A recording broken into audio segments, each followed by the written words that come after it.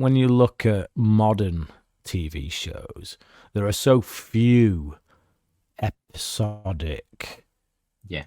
TV shows these days. Like like back when the X Files was out, Star Trek, Buffy, um, all the kind of genre shows that were out there. They'd have a story that would run like your mythology episode type stuff, but they were few and far between. But mostly they were shows that you could dip in and out of each week. Whereas these days we don't get many of those.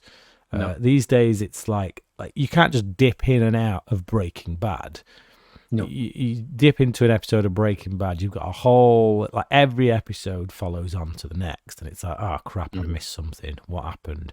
And that seems to be the way of all shows these days, Game of Thrones and all that kind of thing. So Do you know that's a really great point, because I haven't thought about that too much. But you're 100% right. Whereas the episodic TV that does have an overarching storyline throughout each season, but you could miss 2 episodes and not really miss the overarching thematics of it or whatever. But that just doesn't happen anymore. No, and I kind of miss that. I miss it a bit. It's what I like about the X-Files. And I'm not saying it's only the X-Files that does it, because as I've clearly just stated, it was the way of shows back then. But what I like about the X-Files is it does that well. The standalone episodes are really great, but if you miss it, it's not a big deal. And I do miss that kind of television. Like you hit Netflix these days, Amazon Prime, anything like that. Every show that I can think of that I've watched on them platforms of late, it's you dip in, you come into it, and it's like, all right, I've got to watch the next episode before I can watch the next episode after that. It's like it literally follows on, which it's fine. It's immersive storytelling, and I understand why they do that. They want people to feel like they've got to come back. But on the other side of that coin, I don't like being tied in. I feel, when I start to feel that pressure on me, I reject it. I push back, and that's why I don't watch a lot of these shows. So I know they try and grab people, they try and tie you into these kind of things because you feel compelled, because you feel obligated, so to speak. And I know that grabs a lot of people, but I do think there's also a lot of people it doesn't grab, and I think those people are still watching older shows. They're still reliving the glory days. Like Smallville. Smallville was another one. Yeah. Do you think that's an advent of streaming?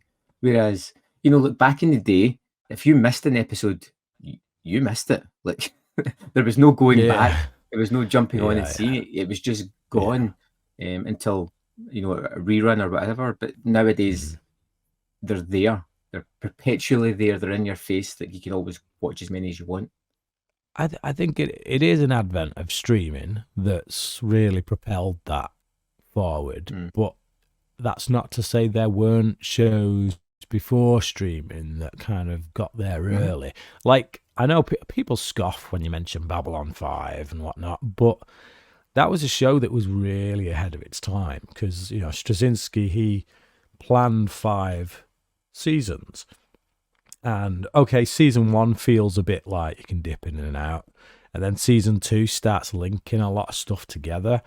But by the time you're into season 3 and 4, you can't just dip in and out of that show. All the groundwork that's been done is really brought forth, and you can tell it was planned out. You can see all the pathways that Straczynski put into that show, and I think that was kind of the first instance where that became, and even Star Trek started to copy that with Deep Space Nine. Deep Space Nine was pretty episodic until, hang on, this Babylon 5 malarkey is actually, it's not a half bad idea. And then you get to Battlestar Galactica, and that's doing the same. It's got a following on story.